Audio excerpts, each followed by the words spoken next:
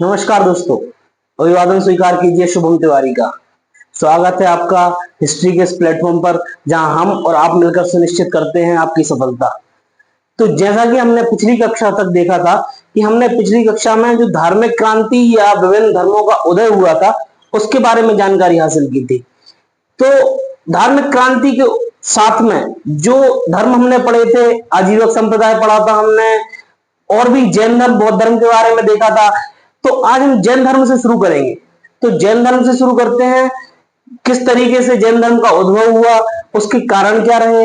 हालांकि धार्मिक क्रांति के कारण को हमने कल ही डिस्कस कर लिया था। तो आज हम देखेंगे कि क्या कारण रहे या उसका उद्भव कैसे हुआ, उसका परिचय देखते हैं, प्रमुख तीर्थंकरों को देखते हैं।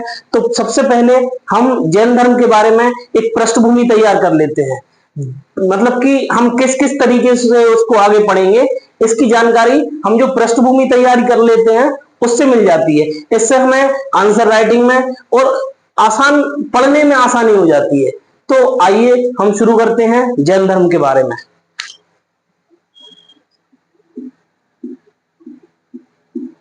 जब जैन धर्म की पृष्ठभूमि के बारे में हम पढ़ते हैं तो पृष्ठभूमि में सबसे पहले हम हमेशा की तरह इसका परिचय देखेंगे। परिचय में जब हम देखेंगे कि इसमें सबसे पहले हम इसका उद्भव कब हुआ या कैसे हुआ ये देखते हैं, और इसके मूल दर्शन, इसके दर्शन क्या क्या हैं वो देखते हैं। परिचय में मूलतः हम ये पढ़ेंगे इसके संस्थापक सदस्य कौन थे या इसके संस्थापक कौन थे, ये मूलतः हम परिचय में देखते हैं, जो हमें मोटा मोटा खाका तैयार करके देता है जैन धर्म के बारे में। इसके बाद हम इसके मूल तीर्थंकरों को देखेंगे, जो प्रमुख तीर्थंकर हैं।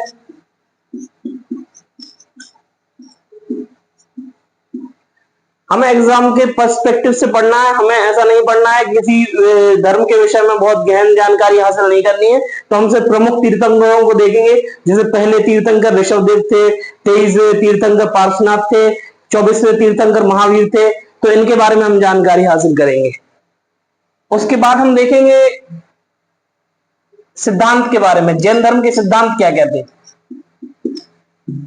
जब हम जैन धर्म के सिद्धांतों के बारे में पढ़ेंगे तब हम पढ़ेंगे कि इसमें त्रिरत्न क्या होता है, पंच महाव्रत क्या होते हैं। पंच महाव्रत के पहले बाद में 5 हो गए, पहले 4 चातुर्याम बोला जाता था जिनको, वो क्या थे। या हम कर्म का सिद्धांत देखेंगे, या फिर हम देखेंगे कि स्यातवाद क्या होता है या अनेकांतवाद क्या होता है। ये सारी जानकारी हम किसमें लेंगे, सिद्धांतों में। तो इसमें सबसे पहले हम देख लेते हैं कि इसमें हम देखेंगे पंच महाव्रत, इसमें त्रिरत्न देखेंगे, इसमें हम पढ़ेंगे अनेकांतवाद, स्याद्वाद, कर्म की निष्क्रियता, कर्म को किस तरह से खत्म कर सकते हैं ये देखेंगे। ये मूलतः हमने इसमें देखा कि इसमें सबसे पहले हम ऋषभदेव के बारे में बात करेंगे, फिर पढ़ेंगे हम अरिष्टनेमी। अरिष्टनेमी भी बहुत जरूरी है। उसके बाद हम पढ़ेंगे पार्श्वनाथ के बारे में, और अंत में हम महावीर को पढ़ते हुए तीर्थंकरों को समाप्त करेंगे। ठीक है, ये 3 मूलतः हमने देखे, सिद्धांत देखे। इसके अलावा जो चौथी चीज है, जो चौथी चीज देखेंगे, हम प्रमुख ग्रंथ देखेंगे, प्रमुख ग्रंथों के बारे में पढ़ेंगे, और अंत में 5वां हम देखेंगे संप्रदाय। जैन धर्म जो आगे चल के दिगंबर और श्वेतांबर में विभक्त हो गया था, उसके बारे में पढ़ेंगे हम।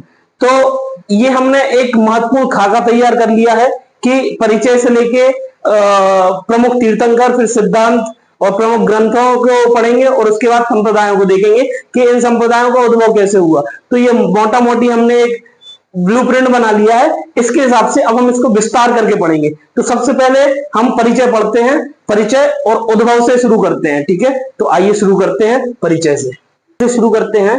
तो जब हमने देखा कि जैन धर्म का मुख्य संस्थापक महावीर स्वामी को माना जाता है, परंतु महावीर स्वामी इनके 24वें तीर्थंकर थे। तो 24वें तीर्थंकर के पहले भी 23 तीर्थंकर रहे, जिनमें ऋषभदेव, पार्श्वनाथ, अरिष्टनेमी, शांतिनाथ, ये सारे तीर्थंकर रहे। तो क्या इनसे पहले जैन धर्म नहीं था? जैन धर्म महावीर स्वामी के बाद जैन धर्म नाम पड़ा, उसके पहले उसको चातुर्याम के नाम से जानते थे। तो चातुर्याम कब से उद्भव हुआ या इसका उद्भव का कारण क्या रहा? जब हमने पिछली कक्षा में पढ़ा था कि धार्मिक क्रांति हुई, तो जो वैदिक धर्म था या ब्राह्मण धर्म था, वैदिक धर्म के विरोध में इन धर्मों का उदय हुआ। कर्मकांडों के विरोध में जब वैश्य और शूद्र वर्ग परेशान हो गए, स्त्रियां परेशान हो गई, स्त्रियों को या शूद्रों को या वैश्यों को समाज में वो समानता नहीं हासिल हुई, तब जाकर जैन धर्म का उद्भव हुआ। ठीक है, तो इसका उद्भव कैसे हुआ? वैदिक धर्म के उपरांत।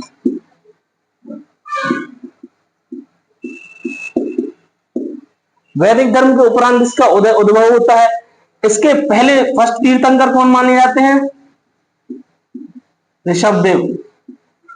ऋषभदेव को इसका पहला तीर्थंकर माना जाता है। ठीक है, और लास्ट कौन होते हैं? 24th कौन होते हैं? महावीर स्वामी।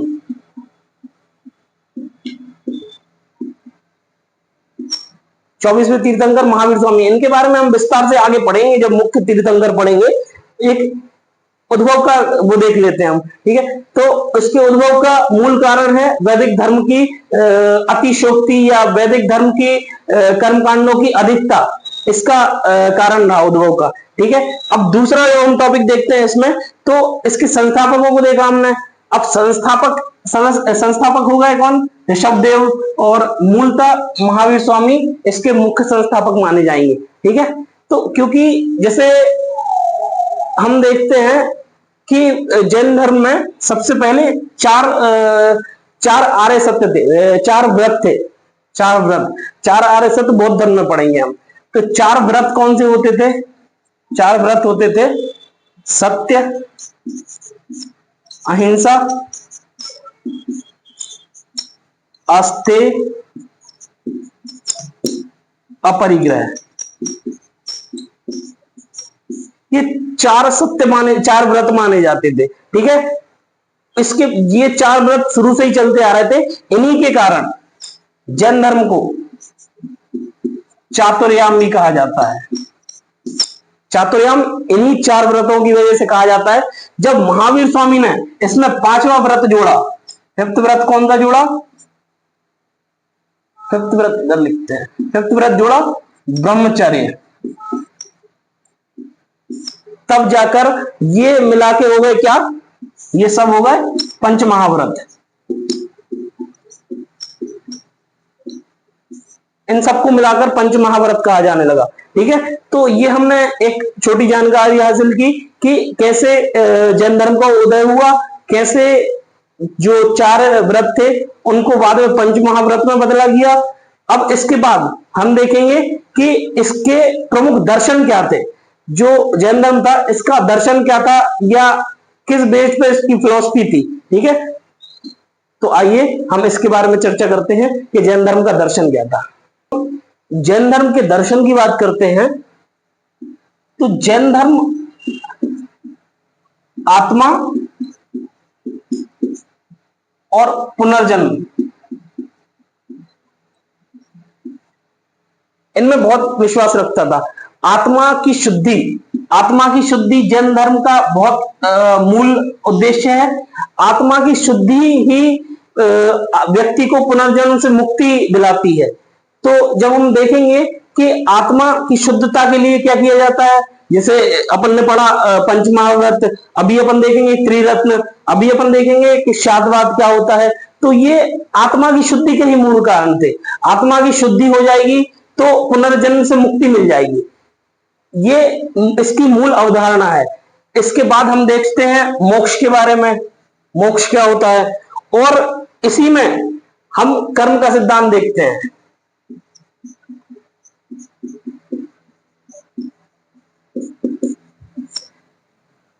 जैन धर्म में कर्म के सिद्धांत की निष्क्रियता दर्शाई गई है, यानी कि कर्म के सिद्धांत को निष्क्रिय बना दो, जिससे पुनर्जन्म की अवधारणा ही समाप्त हो जाए, पुनर्जन्म होना शरीर का आत्मा का पुनर्जन्म होना ही खत्म हो जाए। ये मूलतः कर्म का सिद्धांत माना जाता है जैन धर्म की परिप्रेक्ष्यता से। कर्मों की निष्क्रियता बना दिया जाता है। जैसा कि हम देखते हैं कि जैन धर्म में संलेखना या संथारा एक प्रथा होती है। संलेखना द्वारा या संथारा द्वारा जो ऋषि मुनि होते हैं वो अपने शरीर का त्याग कर देते हैं। संलेखना होती है जब व्यक्ति अन्न त्याग देता है और समाधि ले लेता है, और उसके बाद यही प्रक्रिया, इसी से संबंधित प्रक्रिया संथारा होती है।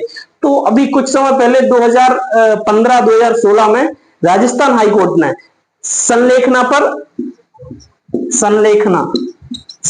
पर बैन लगाया था, क्योंकि कानून के हिसाब से, भारतीय कानून के हिसाब से ये एक प्रकार से सुसाइडल प्रोसेस है। ठीक है, तो इस प्रोसेस को राजस्थान हाईकोर्ट ने इस पर बैन लगाया था, लेकिन धार्मिक भावनाओं के चलते इस पर से बैन हटाया गया, क्योंकि जैन धर्म मानता है कि ये हमारे धर्म का एक हिस्सा है और हमें अपने धर्म के प्रति आस्था रखने का अधिकार है। तो इसी वजह से राजस्थान हाईकोर्ट ने इस प्रक्रिया को हटाया। संलेखना या संथारा बोलते हैं इसको। इसके बारे में हम और विस्तार से चर्चा करेंगे जब मुझे आवश्यकता लगेगी। तो ये हमने देखा कि कर्म के सिद्धांत को निष्क्रिय करके या संलेखना या संथारा द्वारा किस तरीके से ऋषि मुनि मोक्ष की प्राप्ति का मार्ग सुनिश्चित करते हैं, कैवल्य की प्राप्ति का मार्ग सुनिश्चित करते हैं। कैवल्य कहा जाता है इसको जैन धर्म में, जो आगे देखेंगे हम। तो ये दर्शन है जैन धर्म का, ठीक है, जिसमें हमने आत्मा की शुद्धि की बात की, ताकि और पुनर्जन्म से मुक्ति मिल सके उसके लिए कर्म को सिद्धांत को पढ़ा, उसके लिए हमने मोक्ष पढ़ा। मोक्ष क्या होगा? केवल जब कर्म का सिद्धांत निष्क्रिय हो जाएगा। ठीक है, तो ये जैन धर्म का मुख्य दर्शन है। अब हम इसके आगे जैन धर्म के जो अलग अलग तीर्थंकर है, प्रमुख तीर्थंकर, उनके बारे में थोड़ी जानकारी हासिल करेंगे। आइए तो अपन देखते हैं जैन धर्म के तीर्थंकर। तो प्रमुख तीर्थंकरों में हम सबसे पहले देखेंगे ऋषभदेव को, जो कि पहले तीर्थंकर थे। फर्स्ट तीर्थंकर कौन थे? ऋषभदेव। ऋषभदेव के बारे में हमें पता चलता है कि ये इक्ष्वाकु वंश से संबंधित थे। इक्ष्वाकु वंश से संबंधित थे, यानी कि क्षत्रिय थे। इन्होंने अयोध्या पर शासन किया। इक्ष्वाकु वंश प्रॉपर यूपी के क्षेत्र में था, तो इन्होंने अयोध्या पर शासन किया। इनको पहला तीर्थंकर माना जाता है किनका? जैन धर्म का। ठीक है, क्षत्रिय थे, इक्ष्वाकु, जिस वंश से श्री राम संबंधित थे उसी वंश से ऋषभदेव संबंधित थे। ठीक है, तो ये अयोध्या के राजा हुआ करते थे। अब इसके बारे में सबसे महत्वपूर्ण चीज जो हम देखते हैं कि इनका प्रमुख चिन्ह क्या था। हर तीर्थंकर का एक प्रमुख चिन्ह होता है, जो हम प्रमुख तीर्थंकर हैं उनके बारे में पूछेंगे, क्योंकि ये कभी प्रीलिम्स में या कभी यूजीसी नेट वगैरह में पूछ लिया जाता है। तो ऋषभदेव का बहुत आसानी से याद करते हैं। ऋषभदेव का चिन्ह था वृषभ। ऋषभदेव का क्या चिन्ह था? वृषभ। ठीक है, तो ये ऋषभदेव के बारे में इतनी जानकारी सफिशिएंट है हमारे लिए, इससे ज्यादा जानकारी हासिल नहीं करनी है। बस एक चीज और ध्यान रख लीजिए कि इनको आदिनाथ भी कहा जाता है। अगर कोई बोले कि आदिनाथ की प्रतिमा है वहां पर, तो ये आदिनाथ ऋषभदेव ही होंगे। ठीक है, तो ये ऋषभदेव के बारे में हमें जानकारी हासिल हुई। अब जो 22वें तीर्थंकर है अरिष्टनेमी,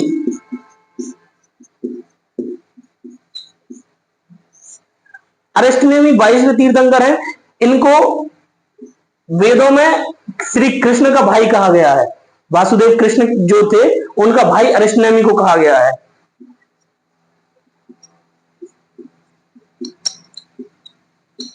ठीक है, तो ये 22वें तीर्थंकर हुए। अब हम 23वें तीर्थंकर जब देखेंगे तो वो पार्श्वनाथ थे। पार्श्वनाथ के बारे में हमें जानकारी मिलती है कि ये काशी के शासक थे। काशी के शासक थे। काशी में जो राजा थे, राजा अश्वसेन, बनारस के राजा अश्वसेन थे, उनके पुत्र थे ये।